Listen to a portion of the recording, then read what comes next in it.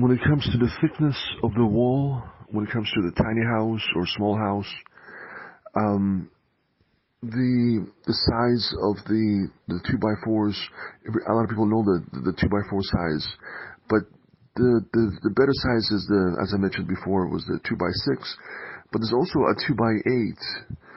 So, and it's even more wider. So the 2x6 is wider.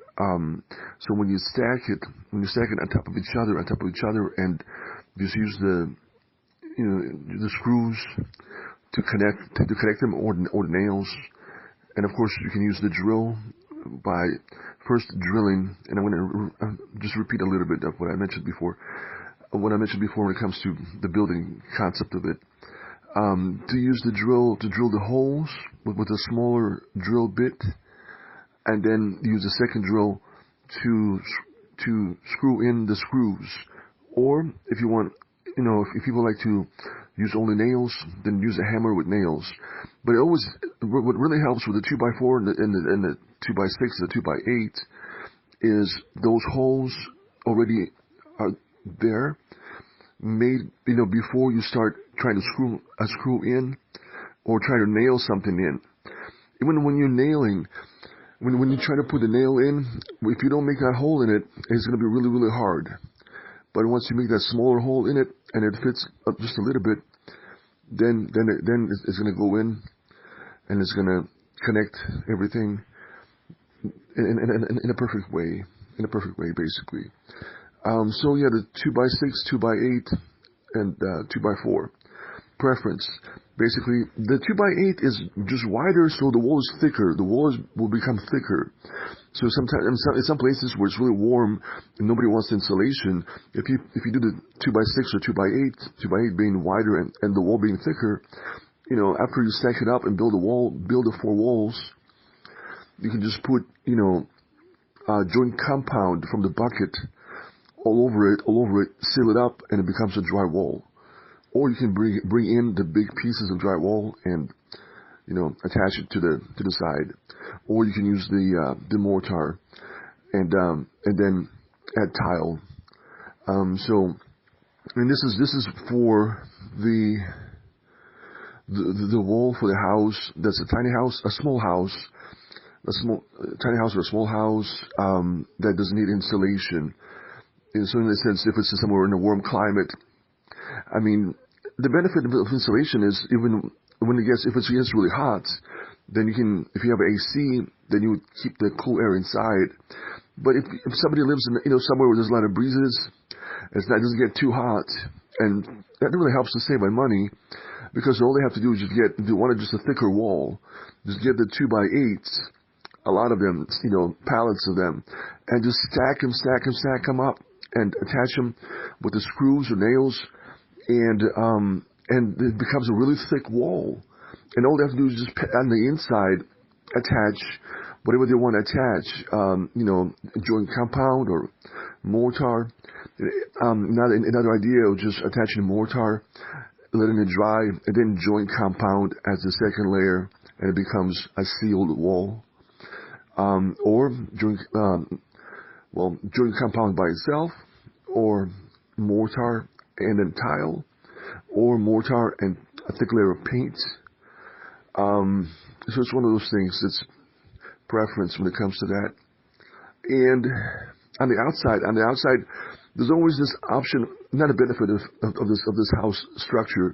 On the outside, you can always build a wall similar, like if you build an extension to your house, it's not an option. Not only you can build tiny house, a small house, you can also build an extension to your house.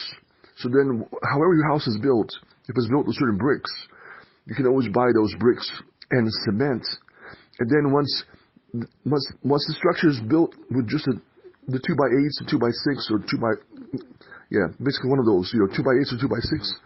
Once you build the walls and seal everything on the inside, it's already done. But for the cosmetics on the outside, you can always bring in the same bricks that you had in the original house and build a wall with the cement and bricks and attach it. Like, build a wall all around the 2x6s and 2x8 pieces of wood. that's your wall right now that you have built. So you can always like make it even more better over time. So like if you don't have the time, you can just build from the pieces of wood, and then when the time is right, put those bricks together with the cement and build an additional wall. But in those climates where the weather's really nice, it's not too hot, and they just didn't want any insulation, so it's really optional. I mean, you can always just keep the pieces of wood the same as the wall on the outside as originally it was built, or they can patch it up with something. I mean, they can always. It's like, what would be the best thing to patch? I mean, stucco is the other option. I mean, either just the blocks, just stack up, the blocks with the cement, or stucco. On the outside, I'm not sure what other options. I mean, they can always put mortar and then paint on the outside also. So bricks, blocks, and cement, or just leave the wood as it is and just paint it. Another idea was, what about just a layer of cement? I don't know. Some people I don't know how healthy it is. Some people do have whole walls made of cement. So it is another option of just doing a thin layer of cement on the outside.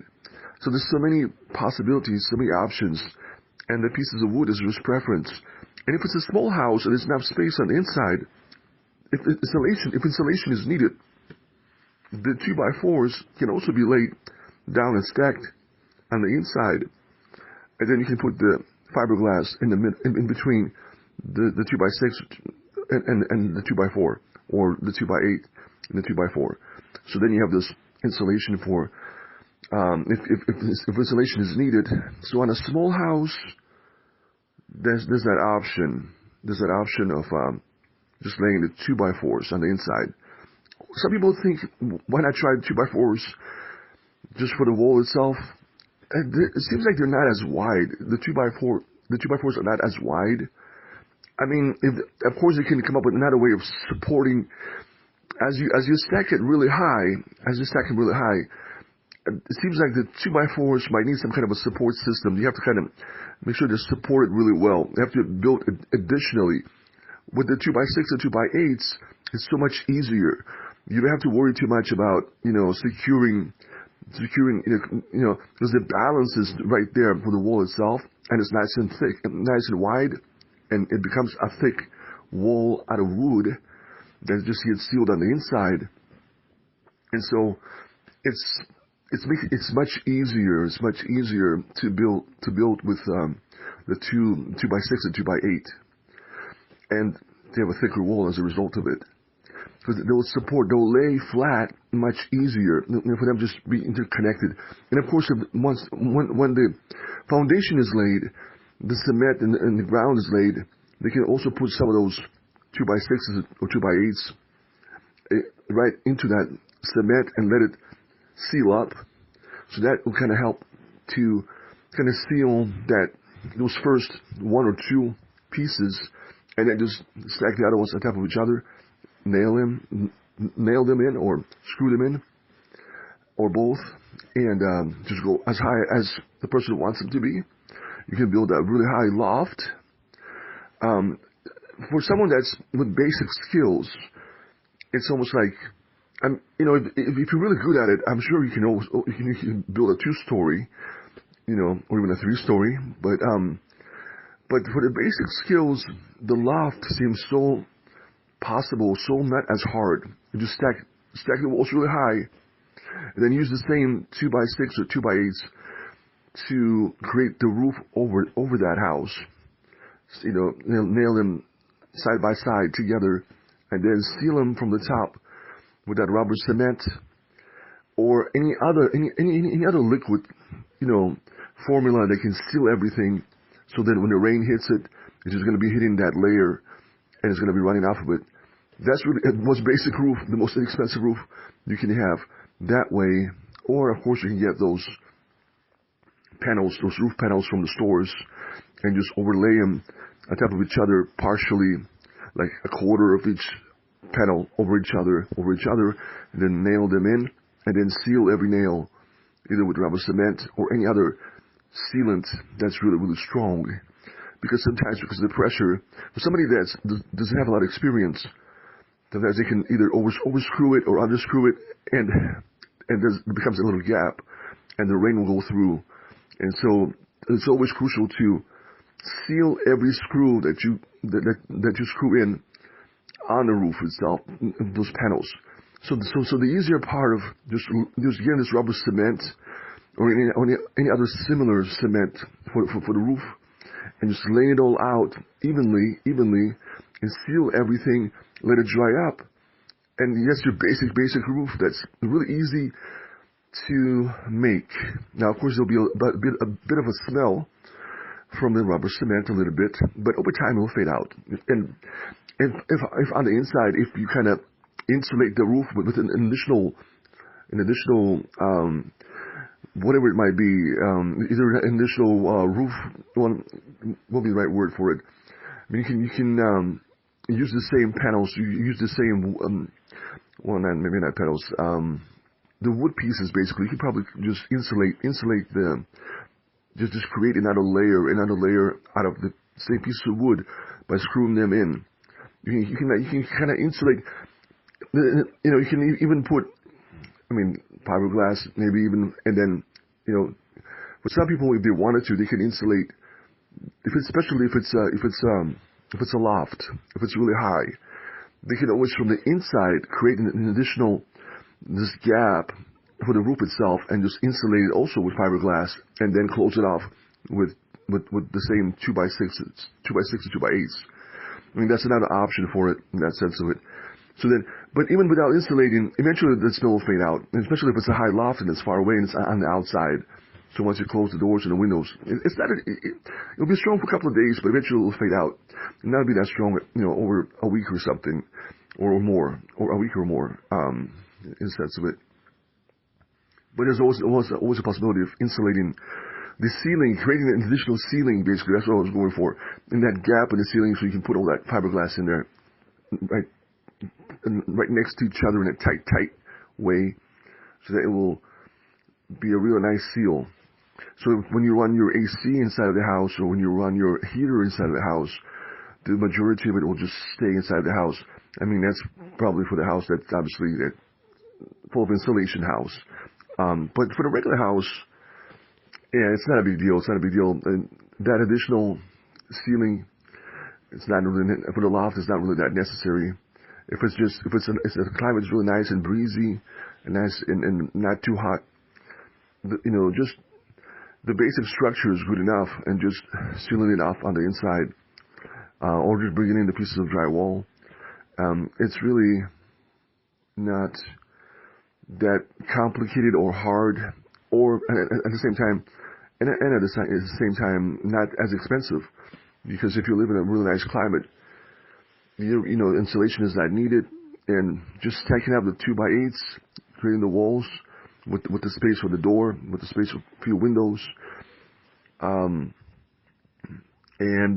that's about it in the sense of it. So yeah, so that inexpensive structure for some places like that is perfect, but for other places, it is nice to have it insulated in every way. Even if have a double ceiling, they have that space so you can fill it up with fiberglass. Definitely, and just fill up with the fiberglass on the inside. Stacking those 2x4s flat.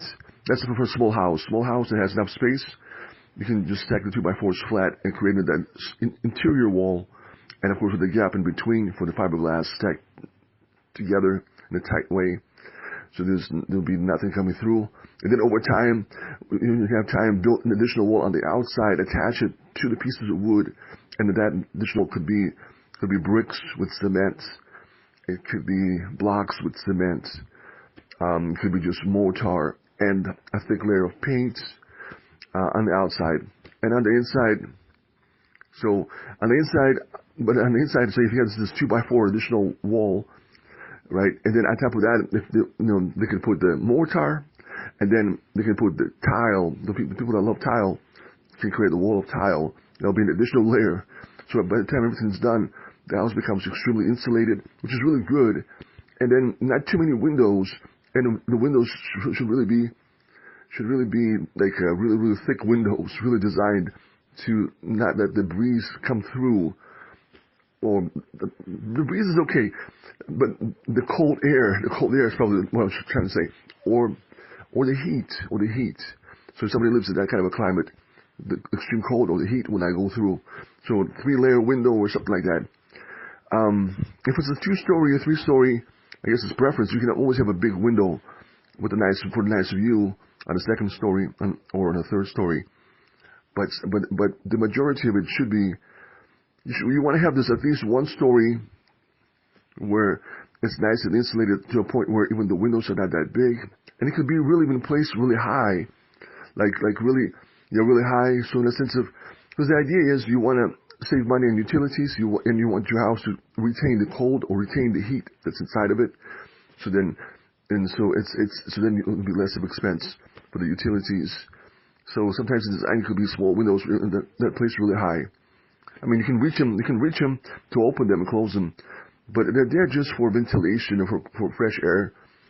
It depends on the climate and it depends on where people live. And some places where it's really nice and it's not that hot, you can have big windows too if you wanted to, with the breeze to go through. But then, so there's benefits in the climate. If you live in a really nice climate, you can save a lot of money on this building. You can save a lot of money because all you need is either the 2x6 or the 2x8 stacked out flat. And then, so in a sense of it, and on the inside you can just add joint compound or just bring in the pieces of drywall and screw them or nail them in.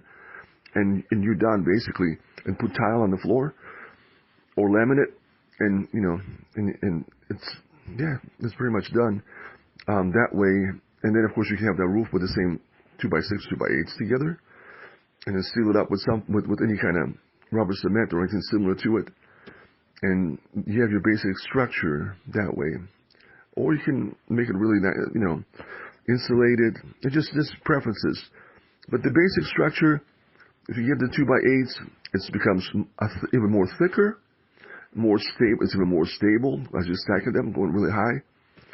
I mean, and if there's always, when it comes to, if anything else is needed to stabilize that wall, that can always be added into it. But sometimes you think if it's really 2x6 or 2x8 and you go really, really high on it, as long as you need to connect all the 4 sides. And if you get the few pieces of wood sealed in the cement, you think that it will hold pretty well. It will hold pretty well. But if anything else, any other pieces of wood are needed, you can always, add a few more pieces in to kind of secure the walls. It's one of those things. I always think of it as a tiny house, a small house, but when it comes to a small house, like the tiny house, if you get it all together that way, even without anything else, but just stacking them up, and then closing it up from the top with the same pieces of wood. You would think that it's good enough. It would just be a nice loft, and it'll be nice and and secure. But if there's anything else that needs to be added in any other parts of it to stabilize it even more, it's always optional. I mean, this should be double checked in a sense of it. Even just use the same pieces to stack them up, and then kind of nail them in the 4 corners, right? So that there'll be even more kind of a secured, interconnected walls together, or just applying some, mortar in all 4 corners. Whatever is necessary.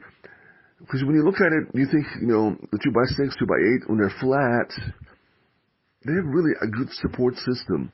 If just you have a few pieces in the cement and then start going up and securing it with nails and screws, and then interconnecting them as 4 walls, as a tiny house or a small house, sometimes even look at it.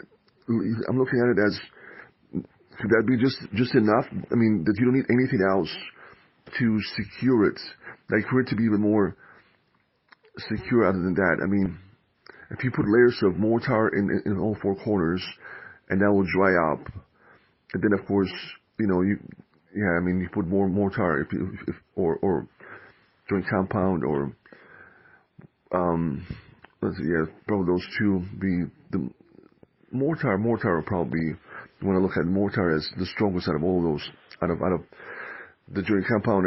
In the dry wall, I mean, if you put just, so I don't know, I'm kind of like trying to double check it when you think about it. If you go really high on it as a loft, just stacking up those pieces together, interconnecting them in the corners, wouldn't that be good enough for it to be stable and secure? You think that it should be, definitely if it's an addition that's connected to your home, that you're connecting it to your house on the side. If it's a tiny house, it seems that it should be good enough. It should be nicely connected. I don't know if there's any additional pieces of wood that are necessary, even by the codes themselves, but that should be double checked, obviously. If you need something else other than just stacking them together and connecting from four corners, wouldn't that be just enough to keep the structure secured that way?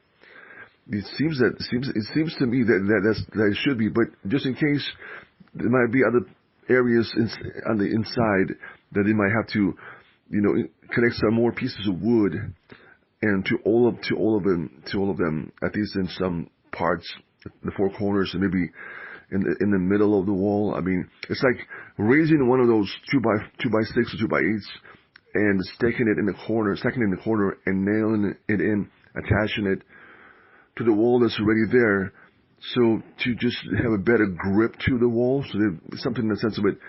So if you put one in that corner and then another corner, let's see, 1, 2, 3, 4, 5, 6. It's like 8. If you put 8 pieces and just nail it in, wouldn't that kind of secure it even more than just being stacked on one top of each other and going really high?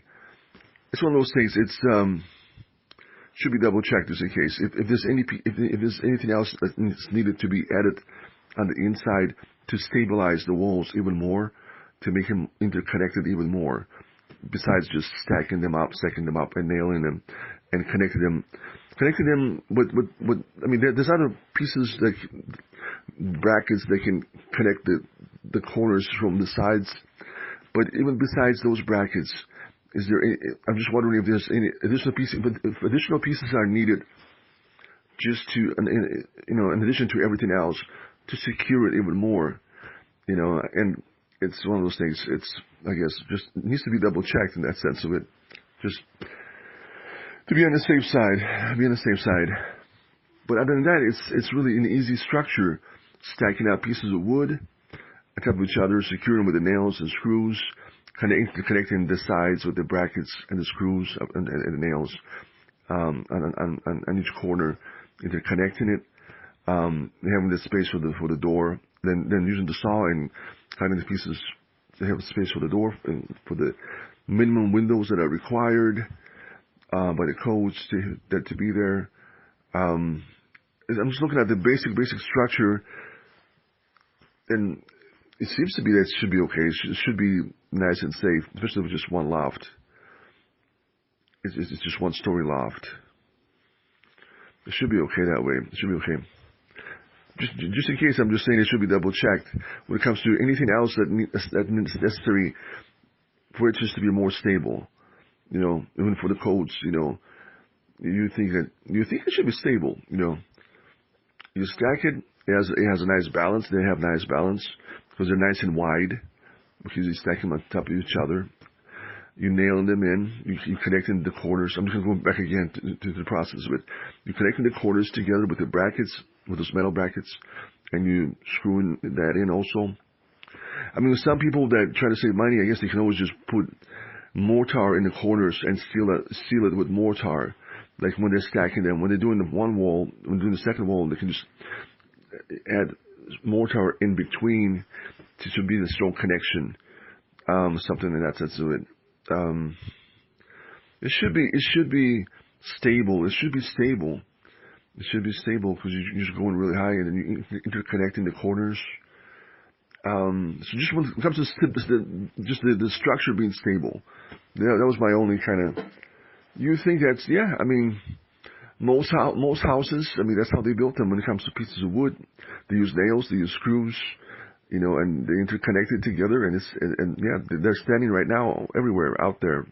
So this is an example.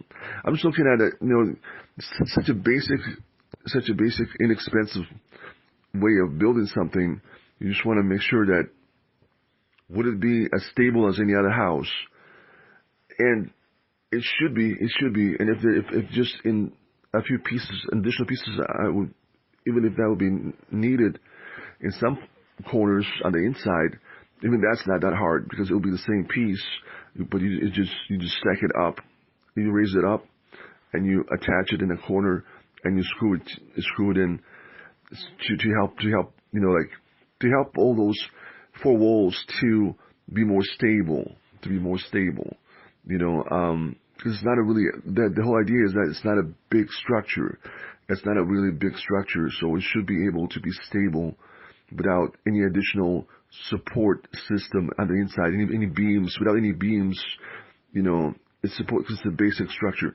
If it becomes a bigger house, then it's, or becomes, if it's a 2-story, a 3-story, then you want to make sure there's more of a supporting, that everything's supported really even more better and stronger and on the inside, so that the second wall this is the second story with the walls and everything would hold together with the first story.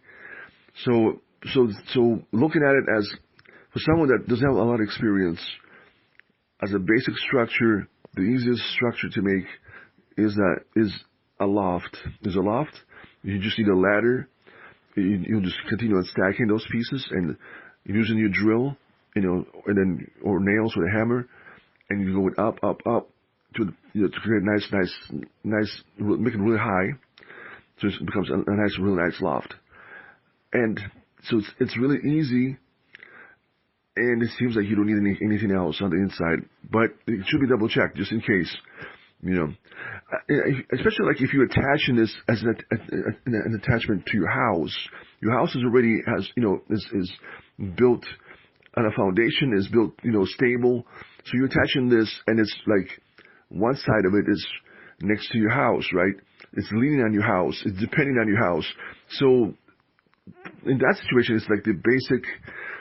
It shouldn't be that complicated or hard, and it should be really stable if you're attaching it to your house. If you're attaching something to your house that's already nice and stable, then you can look at it as the 3 walls. Then the 3 walls, if you think about it, well, you're building 3 walls and attaching them, or it can be 4 walls, and then you can attach in the 4th wall to your house. Either way, you think that nothing else is necessary to secure the support system of that loft, but just stacking those walls together, and that's about it. Yeah, and then covering the roof up. It should be nice and stable, and an additional bedroom or an additional room to your house. And even by itself as a tiny house, it should be nice and stable. I'm just kind of like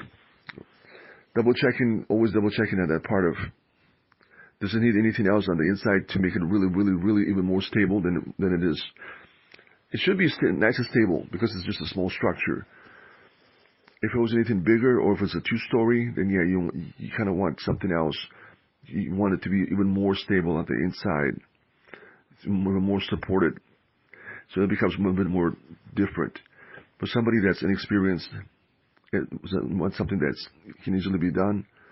That'll be that loft that either can be attached to a house, could be separate from a house, a tiny house, a small house, one of those things.